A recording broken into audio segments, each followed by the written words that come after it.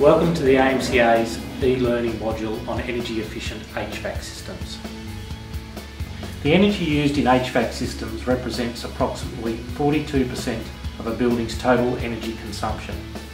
With this in mind, the design, installation, commissioning and ongoing maintenance of efficient HVAC systems is critical to Australia's building owners and to Australia's commitment to reducing greenhouse gases.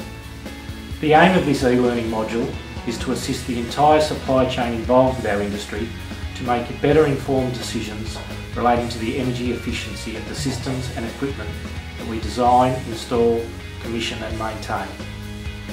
We at AMCA trust that you'll benefit from this e-learning experience and assist us all in our quest for a more sustainable built environment.